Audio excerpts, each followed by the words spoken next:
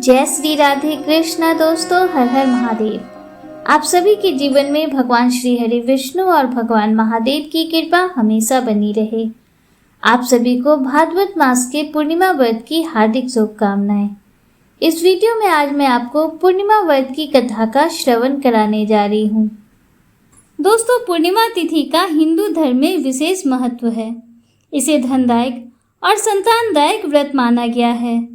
जो लोग पूरे विधि विधान से पूर्णिमा का व्रत करते हैं और पूर्णिमा के दिन चंद्रमा को अर्घ देते हैं, उन पर भगवान विष्णु और माता लक्ष्मी की विशेष कृपा होती है। आइए प्रारंभ करते हैं पूर्णिमा व्रत की कथा। प्रेम से बोलिए गौरी पुत्र गणेश की जय। द्वापर युग में एक समय की बात है। यशोदा जी ने कृष्ण से कहा, हे कृष्ण, तुम सारे संसार के उत्पन्न करता, पोषण तथा उसके संहार करता हो। आज कोई ऐसा व्रत मुझसे कहो जिसके करने से मृत्यु लोक में स्त्रियों को विधवा होने का भय न रहे तथा यह व्रत सभी मनुष्यों की मनोकामना पूर्ण करने वाला हो। श्री कृष्ण कहने लगे, हे माता, तुमने अति सुंदर प्रश्न किया है। मैं तुमसे ऐसे ही व्रत को सविस्तार कहता हूँ। सौभाग्य की प्राप्ति के लिए स्त्रियों को 32 पूर्णिमाओं का व्रत करना चाहिए। इस व्रत को करने से स्त्रियों को सौभाग्य संपत्ति मिलती है। यह व्रत अचल सौभाग्य को देने वाला और भगवान शंकर के प्रति मनुष्य मात्र की भक्ति बढ़ाने वाला है। यशोदा जी कहने लगी, हे कृष्ण, सर्वप्रथम इस व्रत को मृत्यु लोक में किसने किया था? इसके विषय में विस्तार पूर्वक मुझसे कहो। श्री कृष्ण जी कहने लगे, इस भूमंडल पर एक अत्यंत प्रसिद्ध राजा चंद्रहास से पालित अनेक प्रकार के रत्नों से परिपूर्ण काटिका नाम की एक नगरी थी। वहां धनेश्वर नाम का एक ब्राह्मण था। उसकी स्त्री अति सुशील और रूपवती थी।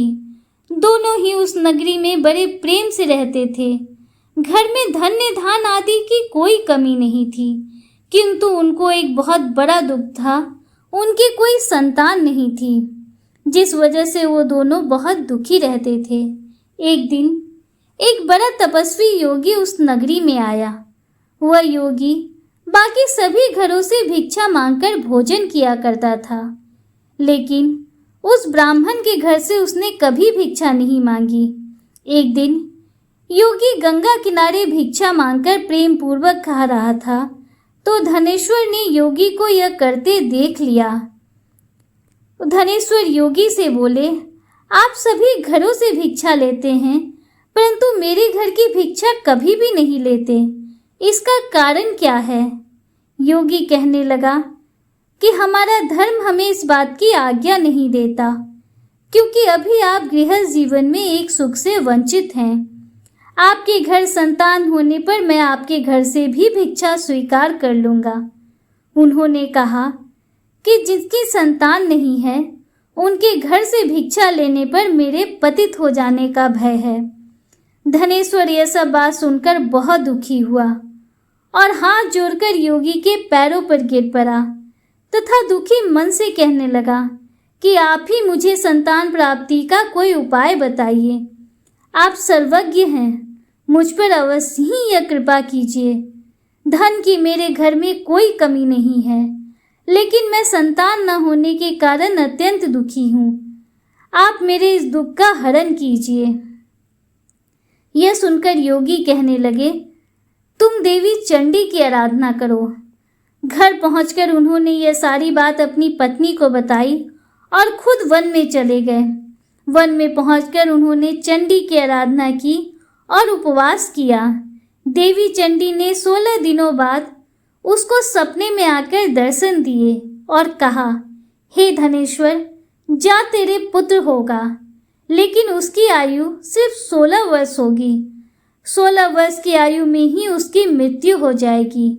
अगर तुम दोनों स्त्री और पुरुष 32 पूर्णिमाओं के व्रत को करोगे तो वह दीर्घायु हो जाएगी। जितनी तुम्हारी सामर्थ्य हो उतने दिए जलाकर शिवजी का पूजन करना, लेकिन पूर्णमासी 32 ही होनी चाहिए। सुबह होते ही तुम्हें इस स्थान के पास एक आम का पेड़ दिखाई देगा। उस पर चढ़कर एक फल तोड़कर अपने घर चले जाना। अपनी स्त्री को इस बारे में बताना कि सुबह स्नान होने के बाद वह स्वच्छ होकर शंकर जी का ध्यान करके उस फल को खा ले। तब शंकर भगवान की कृपा से उसको गर्भ हो जाएगा। जब ब्राह्मण सुबह उठा तो उसे उस स्थान पर आम का पेड़ दिखाई दिया। वह उससे फल तोड़ने की कोशिश करने लगा, लेकिन वह पेड़ पर चढ़ नहीं पा रहा था। यह देखकर उसे बड़ी चिंता हुई। उसने भगवान गणेश की उपासना की और कहा, हे दयानिधे, अपने भक्तों के विघ्नों का नाश करके उनके मंगल कार्य को करने वाले, दुष्ट का नाश करने वाले, रिद्धि सिद्धि देने वाले, आप मुझे इतना बल दें कि मैं अपनी मनोकामना पूरी कर सकूं। इसके बाद वह पेड़ से फल तोड़कर अपनी पत्नी के पास पहुंचा। उसकी पत्नी ने अपने पति के कहे अनुसार उस फल को खा लिया। उसके बाद वह गर्भवती हो गई। देवी की कृपा से उसे बहुत सुंदर पुत्र पैदा हुआ। उसका नाम उन्होंने देवीदास रखा। माता पिता के हर्ष और शोक के साथ वह बालक बढ़ने लगा। भगवान की कृपा से वह बालक बहुत ही सुंदर था, सुशील और पढ़ाई लिखाई में भी बहुत ही निपुण था। दुर्गा जी के कथनानुसार उसकी माता ने 32 पूर्णमासी का व्रत रखा। जैसे ही 16वां वर्ष लगा, दोनों पति पत्नी बहुत दुखी हुए कि कहीं उनके पिता की मृत्यु न हो जाए। उन्होंने सोचा कि अगर उनके सामने यह सब हुआ तो वह यह सब कैसे देख पाएंगे। तभी उन्होंने देवीदास के मामा को बुलाया और 1 वर्ष के लिए देवीदास को काशी में पढ़ने के लिए भेज दिया। 1 वर्ष के बाद उसे वापस लेकर आने को कहा। देवीदास अपने मामा के साथ घोड़े पर सवार होकर चल दिया। उसके मामा को भी यह बात पता नहीं थी। दोनों पति पत्नी ने 32 पूर्णमासी का व्रत पूरा किया। दूसरी तरफ मामा और भांजा दोनों रात गुजारने के लिए रास्ते में एक गांव में रुके। उस दिन उस गांव में ब्राह्मण की कन्या का विवाह होने वाला था। जिस धर्मशाला में वर और बारात के बाकी लोग रुके हुए थे, उसी धर्मशाला में देवीदास और उसके मामा भी ठहर गए। उधर कन्या को तेल आदि चढ़ने के बाद जब लग्न का समय आया तो वर की तबीयत खराब हो गई। वर के पिता ने अपने परिवार वालों से विचार विमर्श करके कहा कि यह देवीदास मेरे पुत्र जैसा ही है। मैं इसके साथ अपने बेटे की जगह इसका लगन करा दूं और बाद में बाकी सारे काम मेरे बेटे के साथ पूरे हो जाएंगे। ऐसा कहने के बाद वर के पिता देवीदास को मांगने के लिए उसके मामा के पास गए और उन्हें सारी बातें बताई। मामा ने कहा कि कन्यादान में जो कुछ भी मिलेगा वह हमें दे दिया जाए। वर के पिता ने बात को स्वीकार कर ली।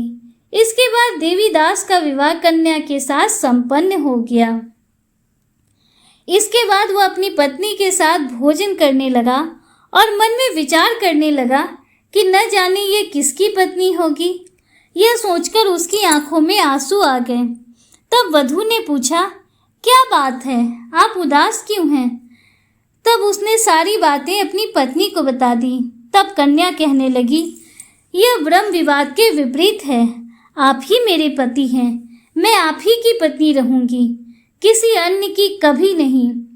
तब देवीदास ने कहा, ऐसा मत करिए, क्योंकि मेरी आयु बहुत कम है, मेरे बाद आपका क्या होगा। लेकिन उसकी पत्नी नहीं मानी और बोली, स्वामी आप भोजन कीजिए। दोनों रात में सोने के लिए चले गए। सुबह देवीदास ने पत्नी को 4 नगों से जड़ी एक अंगूठी दी और एक रुमाल दिया और बोला, हे प्रिय, इसे लो और संकेत समझकर स्थिर चित्त हो जाओ। मेरे मरण और जीवन जानने के लिए एक पुष्प वाटिका बना लो। उसमें सुगंधि वाली एक नव मल्लिका लगा लो। उसको प्रतिदिन जल से सींचा करो और आनंद के साथ खेलो कूदो। जिस समय और जिस दिन मेरा प्राणांत होगा उस दिन यह फल सूख जाएंगे और जब ये फिर से हरे हो जाएं तो जान लेना कि मैं जीवित हूँ। यह समझाकर वह वहाँ से चला गया। इसके बाद जब वर और बाकी बाराती मंडप में आए तो कन्या ने उसे देखकर कहा कि ये मेरा पति नहीं है। मेरा पति वह है जिनके साथ रात में मेरा विवाह हुआ है। इसके साथ मेरा विवाह नहीं हुआ है। अगर ये वही है तो ये बताए कि मैंने इसके साथ क्या किया है, और साथ ही कन्यादान के समय जो आभूषण मिले हैं उसे भी यह दिखाए। कन्या की ये सारी बातें सुनकर वो कहने लगा, मैं ये सब नहीं जानता। इसके बाद सारी बारात भी अपमानित होकर लौट गई। भगवान कृष्ण बोले, हे माता, इस प्रकार देवीदास काशी चला गया। कुछ समय जब बीत गया तो एक सर्प उसको डसने के लिए वहां आया, लेकिन वह उसको काट नहीं सका क्योंकि उसकी माता ने पहले ही 32 पूर्णमासी का व्रत संपूर्ण कर लिया था। इसके बाद खुद काल भी वहां पहुंचा। भगवान की कृपा से तभी वहां माता पार्वती और भगवान गणेश आ गए। देवीदास को मूर्छित दशा में देखकर माता पार्वती ने भगवान शिव से प्रार्थना की, महाराज, इस बालक की माता ने पहले ही 32 पूर्णिमा के व्रत कर लिए हैं, आप इसको प्राण दें। भगवान शिव ने माता पार्वती के कहने पर उसे प्राण दान दे दिया। उधर उसकी पत्नी उसके काल की प्रतीक्षा कर रही थी। उसकी पत्नी ने जाकर देखा कि पुष्प और पत्र दोनों ही नहीं हैं, तो उसको बहुत आश्चर्य हुआ, और जब उसने देखा कि पुष्प वाटिका फिर से हरी हो गई तो वह समझ गई कि उसका पति जिंदा हो गया है। इसके बाद वह बहुत ही प्रसन्न होकर अपने पिता से कहने लगी, मेरे पति जीवित हैं, कृपया आप उनको ढूंढिए।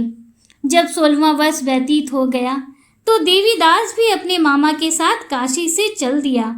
उधर उसकी पत्नी के परिवार वाले उन्हें ढूंढने के लिए जा ही रहे थे कि उन्होंने देखा कि देवीदास और उसके मामा उधर ही आ रहे थे।